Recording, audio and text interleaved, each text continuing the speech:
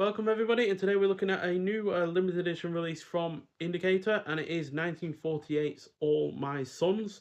So this is directed by Irving Reese, who also did The Falcon Takes Over, the only film of his that I've seen outside of this one. Now that was the third film in the 16 film The Falcon series, one of many 1930s or 40s film series that you might not have heard of that had a huge number of films within, but yeah, that's the only other film I've seen from him, unfortunately. So this is a film noir drama, clocking in at 94 minutes long. Stars the likes of Edward G. Robinson, who I've seen in 17 other films.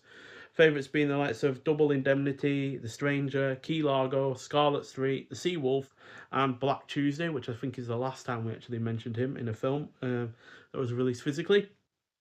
That was a Eureka release, I believe. Also stars Burt Lancaster, who I've seen in 27 other films. Recently talked about him in the likes of The Professionals. Also stars Louisa Horton, who had a really rather weird and quite sporadic career. After this, she was only in another film 4 years later called Walk East on Beacon, which was part of the Columbia Noir box sets, which wasn't particularly good. And then fast forward another 24 years until I've seen another film from her. And she was actually in two films in 1976 in the likes of Swashbuckler and Alice, Sweet Alice. Two very different films. Not necessarily a leading role from her, but it is kind of weird how some actors just don't do much for decades. But yeah, that's just the way it is sometimes, I guess. And we've got also Howard Duff, who I've seen in 12 other films. Recently talked about him in Spaceways, a new 4K release from Hammer. So during World War II, industrialist Joe Keller commits a crime and frames his business partner, Herbert Deaver. Years later, his sin comes back to haunt him when his son plans to marry Deaver's daughter. So this would have been a stone cold classic had this been directed with a bit more flair. But what is here is still an engaging and dramatically weighty effort regardless of that. This is thanks to the solid script, great cast. Likes of Edward G. Robinson and Burt Lancaster will always make a film worthy of watching, and they really do eat up the screen. On point characterization, well executed character interactions. It's also well shot, the pacing is good, the limited locales are used effectively, and the final act is really rather satisfying in terms of characterization, plot, and themes. So, yeah, overall 4 out of 5, but had this been directed with a bit more flair, definitely could have seen this going up another half star at the very least. But yeah, still what we have here is fairly good. And yeah, this is one of a couple of releases that Indicator have released this month alongside Ivy with Joan Fontaine. We were supposed to also have Undertow released in, well, this and Ivy were released in March, but only March 31st. But Undertow was also supposed to release at the same time as this and Ivy, but has been delayed until the middle of April for some reason. But yeah, still really looking forward to seeing Ivy now that I've seen this one, because usually when they release one film that I enjoy alongside several others, I usually enjoy those other films as well. We also have reversible sleeve artwork on top of that. We also have a booklet. As per usual with these limited edition releases, these aren't included in their standard editions. So inside you have your cast and crew.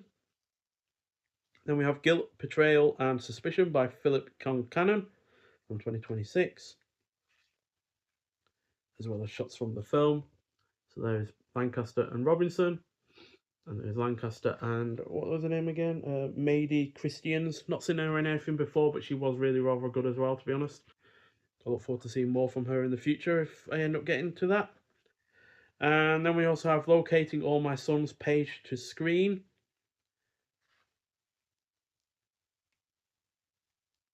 And finally, critical response at the time. So I have seen some snuffy reviews on this, but on the whole, I really rather enjoyed it, quite frankly. So yeah, I feel like it's well worth seeing. And in terms of the disc itself, it's got a high definition 1080p remaster with the original mono audio. So it's in the aspect ratio 137:1, English language, black and white, and you also have English subtitles as well. Region B only though, so if unless you've got a region 3 Blu-ray player, then you won't be able to see this outside of the likes of the UK and Australia. But you've also got audio commentary with critics and writers Glenn Kenny and Farron Smith Neame from 2026. Then you got Screen Directors Playhouse, All My Sons from 1949. That cuts in at 30 minutes long. That's a radio adaptation of Chester Erskine's screenplay, starring Edward G. Robinson reprising his role from this film. and Jeff Chandler, who's probably playing the Lancaster role. And then you got Lux Radio Theatre, All My Sons, that's from 1949, that clocks in at 56 minutes long. A second radio adaptation of Chester Erskine's screenplay, starring Burt Lancaster this time, reprising his role from the film, and Edward Arnold, who's probably in Edward G. Robinson's role. Then you've also got original theatrical trailer, image gallery, and new English subtitles as well. So yeah, and it's a UK premiere on Blu-ray, so it probably has released already somewhere else, and it's a limited edition of 3,000 copies for the UK as well.